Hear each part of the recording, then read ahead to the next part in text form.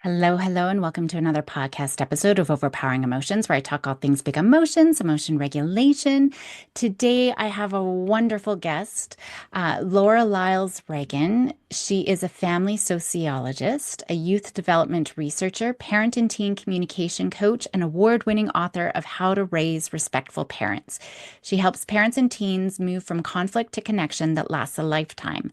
She teaches communication skills, which helps parents co-create solutions to problems and build positive futures together in her coaching practice and parent workshops nationwide. And today we are going to be talking a little bit about, it's all about resilience building. And so the importance of the rites of passage that our children really need to go through their transitions in life and some of those milestones that they reach, as well as looking at the social network and how we can help support our kids and expand that social network that's really important for their resilience and, of course, effective communication. So there's lots in here. Hopefully you enjoy. Welcome to the show, Laura. It's great to have you here. Thank you. Glad to be here. Why don't we start off by having you tell the listeners a little bit about yourself? Sure. Lyles Reagan, and I am a parenting communication coach. That's how I function in the world today. But I'm trained as a family sociologist, which means we focus on research and we hop in that airplane and look down at the social phenomena that we study. And it gives me a little bit different perspective than, say, the opposite side of that coin, which both are needed, which is psychology. And I'm also a parent who survived those adolescent years with two amazing young adult women.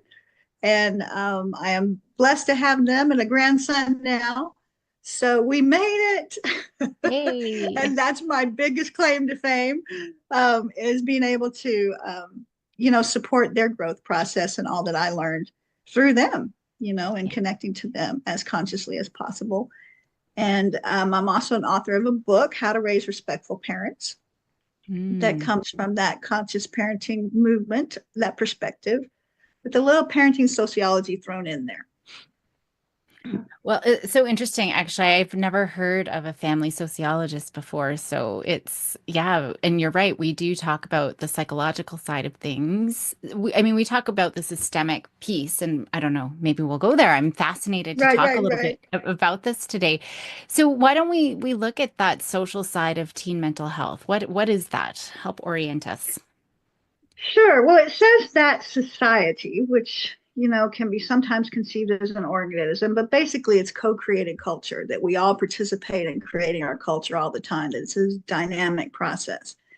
And so we look at it from a group perspective, that there are things that we as a community, that we in Western culture can do to support teen mental health that quite frankly we aren't doing, or we wouldn't see, the major upheaval that we're seeing right now with teens. In our country, in the United States, the CDC talked about last year the, overwhelming teen mental health crisis that many teens were identifying themselves as being depressed or anxious, and that the suicidal rate has been climbing even among older children, not just teens. And that was pre-pandemic, is what Yeah. that research says. So we know that there's things societally that we are missing, to support our teens in a Right. very complicated world. What do you think some of those things are? I talk Well, about this stuff all the time, but yeah, it's always interesting to right, talk right. about it with others. And first, I have to qualify what I say. I am not a mental health professional. I am not a licensed psychologist or therapist. Um, I'm a researcher with 30 years in youth development, and that gives me a little bit different view on some of these phenomena, as I've shared. But I want to say that therapy has its place. There are times when you need that intervention and you need a skilled professional to help navigate, the system to get your kid the help that child deserves and needs. So I am so supportive of, therapeutic interventions, I should say. But I want to talk about today with you, and I'm so glad that, you're welcoming this discussion, because there are things we're missing societally. When we were hunter gatherers, going back to a more simpler society, there was a real clear rite of passage for what it meant to pass from childhood to adulthood. And today we have this elongated process of what it means to pass from childhood to adulthood. You get to maybe drive a car, you get to graduate from high school or preparatory school, go on to college, and then it's buy a house, and you better be financially stable before you can have kids. And, it's just a long, long process. And because it's not a fixed mark, and because there's not, everybody's um, journey is different, there's not a lot of societal support for these rites of passage. So we have to, as parents, be the interveners in saying, okay, let's celebrate what you're doing today that helps you move towards, responsibility and independence. And that's going to look different for different families, right? We have a lot of agency in being able to co-create this um, network of support, but being very intentional about it, I think, is really, really important. Because kids, some kids just aren't academically inclined. They're more tactile. They want connections with the outside world. They want to do things with their hands, and that is just as valid and as important as excelling and on being on the college track. So celebrating where they are and having specific rites of passages about achieving that is, yes, individualized, but we've got to send the message societally that it's okay to have milestones that work in different ways. I think Does that make that's sense? really, yeah, yeah, absolutely. And but even the things that we had in our childhood, 16, well, here in where I live at 16, you get your driver's license and then you graduate and you move out.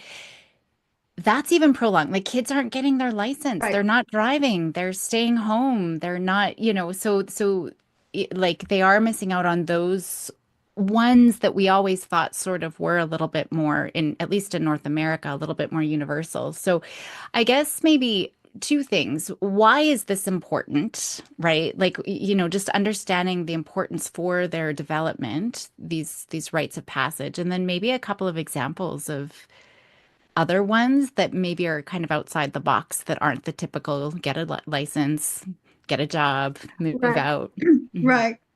Right. And so much of this goes back to how we parent the littles, even because kids don't have the free range childhood that I got to have. I got to go outside and play. I got to climb trees and have a bicycle gang, where we would all ride bikes in the neighborhood. And so much of kids' time is structured. And it's not that, free roaming, exploratory kind of childhood. And so when they get to these big decisions about career or relationships, and so much of their experience has been online and they're missing some of those social skills of interaction, then we wonder why they're not gravitating towards the exploration of wanting to practice driving a car or wanting to get out and do something in the dating world that's not just virtual. Why do they seem more shy and introverted? Well, it's because they haven't had these exploratory experiences. We've constructed childhood very differently than certainly in an agrarian society or certainly in time before that. So I think we just need to have these conversations about what it means to support agency, in kids, um, helping them to do those pillars of youth development, which is experiment with having power and influence. I mean, it even starts as early as 2 years old. You want to wear the blue shirt or the red shirt, and celebrating that choice, whatever it is. Those kinds of things psychology talks about a little bit, but I think we're missing that meta view that those kinds of interventions happening early support kids exploring with confidence later. Um, does that make some sense?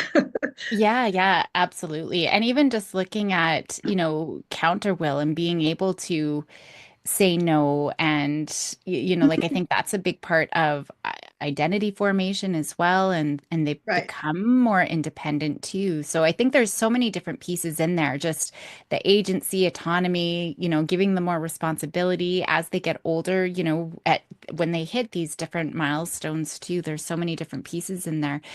I think there's two directions I'd love to go. One is, you were talking about just these conversations that parents can have. So maybe if there's a guide for parents just around some of these, mental health conversations.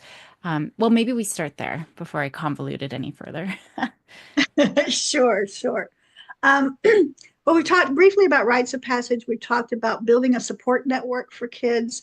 And that's, certainly an inoculation against the crises of teen mental health issues is, having a support network and defining who you go to for what.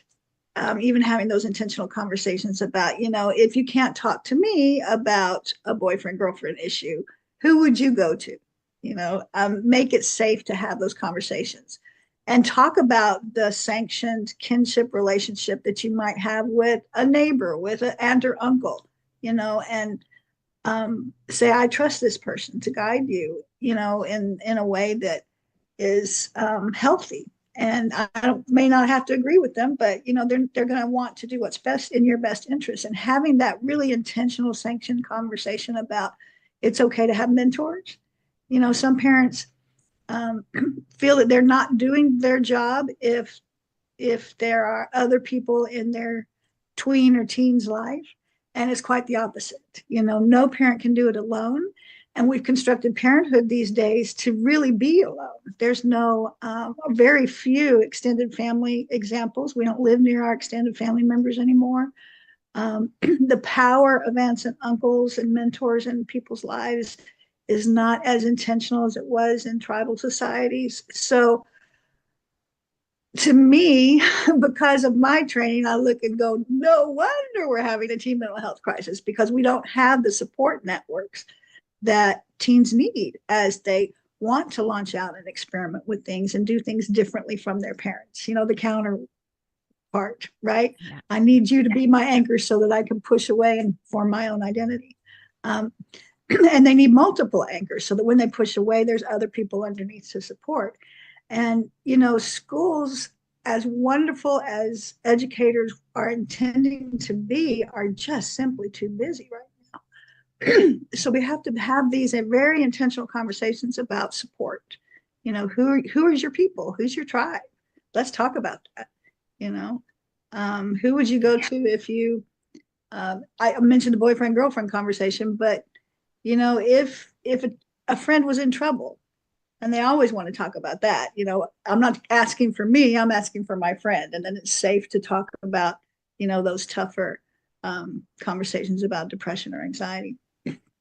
And so I want to mention here too, the amazing Society for the Prevention of Teen Suicide has come up with a research base for open-ended question guide for parents that is just awesome.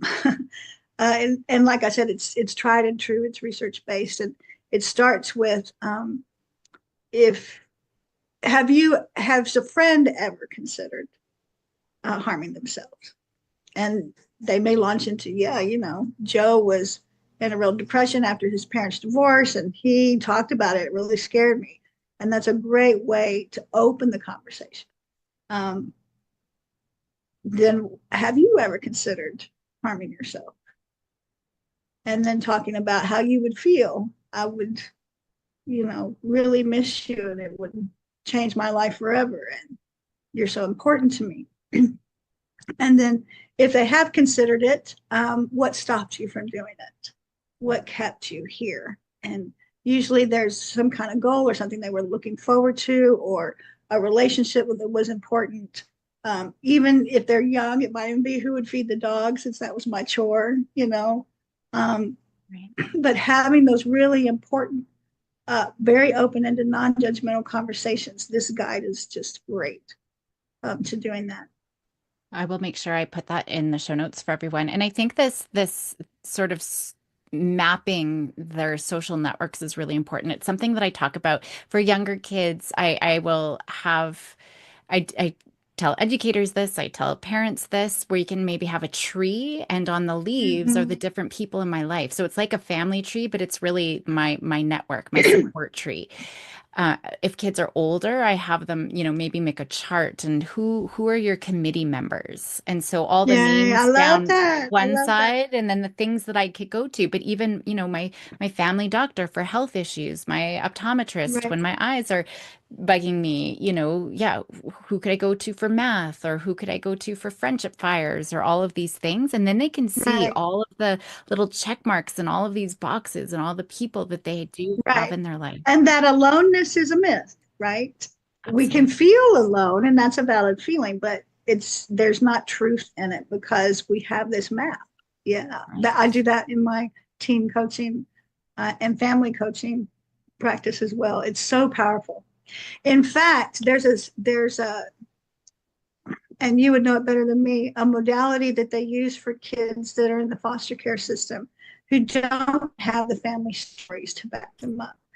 Um, and they literally write the story, their family story of the people that they can count on in this family map, and ask open-ended questions of them. How did you grow up, and who was your important mentor? And so they have this background of the people that they are leaning on, and they can create or co-create family. Even if there's a perception of being alone, and that's the heart of it. We know from 120 years of social study that suicide is about enemy. It's about feeling separate. It's about alienation. And so the more quality relationships a person has, the more accountability to life they kind of have. And so helping kids map this out is, oh my God, absolutely vital. And it's something we're not doing intentionally in a kind of global way. Yeah. And then making sure that they're getting out there because we know that loneliness really is so bad for our health. I mean, I think the analogy Right. is it's like smoking a pack of cigarettes every single day. That's how terrible it is Right. for our health and for our mental health, but physical health as well. And so there's the two pieces I think that just to kind of summarize, the things that we've talked about is getting kids out in that world, doing things, being with Mm-hmm. people, but making sure they, we're being intentional about their understanding of who those people are that are in their social world Right. to kind of support them. Right.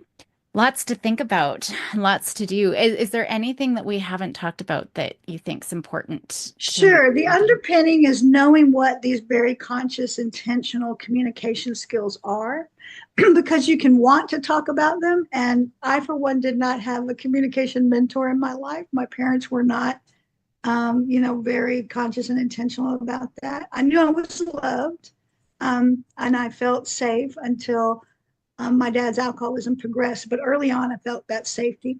Um, but that doesn't help us have these deeper kinds of conversations that are truthfully required of us in the Western society, modern society today. So I really emphasize teaching parents those conscious communication skills and practicing them in my practice. They're not new, they're not revolutionary, but doing them in a stair step very intentional way might be. And I'm talking about things like affirmation and open-ended questions, like I mentioned before, active listening, messaging, but knowing how that applies in your specific family as you're creating your own subculture of intentionality, that's really key to this process. Right. And listening, because I know parents will listen, but making sure kids feel heard. And that's where that validation comes in because Right, that oftentimes active listening part. yeah, we got to get our butts out of there. I understand you're upset, but it's not a big deal. Or, but we got to go. Or, Yeah, but, yeah. so yeah, it's getting those butts And out. but as a parent, you can say your but later, but not when you're listening to them and having them wanting them Exactly. to feel heard. So I Yeah, always help parents say it's your relationship too. You can probably say anything you want to say, that's respectful, but you don't want to do it in the moment that they're actually confiding. exactly. Because they need to feel, yeah, we don't want to minimize it. And that's what Right, ends up happening from their perspective, right? Is it feels right. very minimizing. Well, Or that thank the you. parent feels authoritarian too. That can be a downer. It can shut down communication. Absolutely. Yeah. Because even when we're trying to be helpful, it can feel very punishing for kids. Yeah, yeah. So when we're not listening. Well, thank you so much for being on the show. It's been great. I Oh, think I'm so grateful. we could probably talk forever about all of these pieces, but I think that's great. For the people who are listening, where's the very best place for them to find you? My website, lauralreagan.com. Make sure you put the L in there for the middle initial, lauralreagan.com, because there's a Canadian actress, Laura Reagan. Oh, I So did not I know. have to differentiate from her. But there's also 2 chapters of my book that are for free on that website and a couple of freebie downloads that will be helpful to communication. Um, and I love to connect with people later. Amazing. Well, thank you so much. And I'll make sure I put those in the show notes for everyone. Thanks for being on the show. Thank you so much.